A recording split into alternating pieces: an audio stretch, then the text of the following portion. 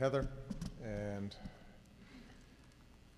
the Foley family, to Tom's colleagues and friends, President Clinton, Vice President Mondale, former speakers, and those who preceded me. I am honored to join you today to remember a man who embodied the virtues of devotion and respect for the institution that he led, for the colleagues that he served alongside, and most importantly, for the citizens that he had the honor to represent. Unlike so many of you, I did not have the privilege of knowing Tom personally. I admired him from afar. But like millions of Americans, I benefit from his legacy. Thanks to Tom, more children get a head start on success in school and in life. More seniors receive better health care. More families breathe easier because they know their country will be there for them in times of need. And all of them, all of us, are indebted to that towering man from Spokane. I think in listening to the wonderful memories that have been shared, we get a sense of this man, and we recognize his humility. He often attributed much of his success to good luck, and he may have had a point. Leader McConnell told the story about his first race. There were a couple of details that got left out. On the way to Olympia to file the paperwork for his first congressional campaign, apparently Tom blew out a tire. So he and some friends hitchhiked to a service station to get it fixed. And then as they approached the outskirts of the city, they ran out of gas. So they pushed the car up the hill, coasting into town just before the deadline. And Tom went on to win that race by a resounding 54 votes. So there's no question that there may have been some luck of the Irish operating when it came to Tom Foley, as well as incredible stamina. But what led him to make history as the first Speaker of the House from west of the Rockies was not luck. It was his hard work, and his deep integrity, and his powerful intellect. And, as Bob Michael so eloquently and movingly stated, his ability to find common ground with his colleagues across the aisle.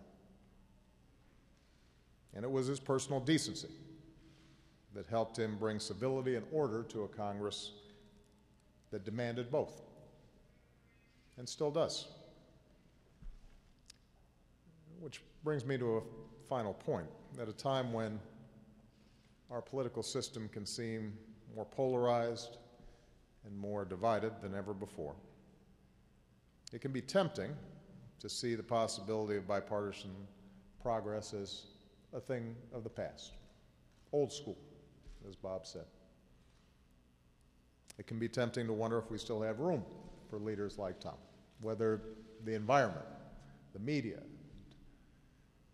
the way that districts are drawn, and the pressures that those of us in elected office are under somehow preclude the possibility of that brand of leadership.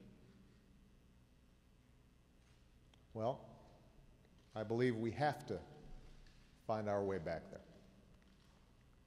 Now more than ever, America needs public servants who are willing to place problem solving ahead of politics, as the letter that President Clinton held up indicates, as the history of the crime bill shows.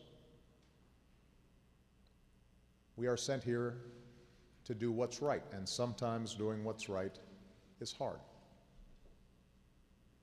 And it's not free. And yet, that's the measure of leadership.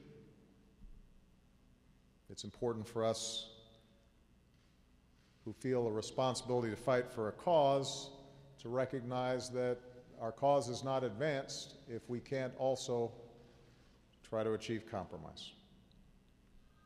The same way our founders saw it, as a vital part of our democracy. The very thing that makes our system of self-government possible. That's what Tom Foley believed. That's what he embodied. That's the legacy that shines brightly today. On the last day that he presided as Speaker, Tom described what it should feel like to serve the American people in this city. He spoke about coming to work in the morning and catching a glimpse of the Capitol. And he said that it ought to give anyone a thrill, a sense not only of personal satisfaction, but very deep gratitude to our constituents for the honor of letting us represent them. And Tom never lost that sense of wonder. You know, it's interesting, as I read that passage, what he wrote,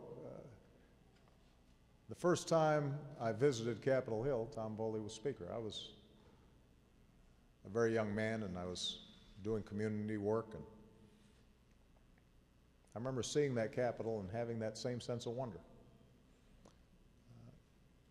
And I think now about Tom Foley being here, doing that work, and inspiring what might have ultimately led me to be interested in public service as well. When we're standing outside these magnificent buildings, we have that sense of wonder and that sense of hope. And sometimes, the longer you're here, the harder it is to hang on to that. And yet, Tom Foley never lost it. Never lost that sense of wonder, never lost the sense of gratitude. What a privilege he felt it was to serve. And he never forgot why he came here. On behalf of this nation and his state and the citizens that he loved and respected so much. And so as a country, we have to be grateful to him. And to Heather and to the people of the great state of Washington, thank you so much for sharing Tom with us. God bless Tom Foley. God bless the United States of America.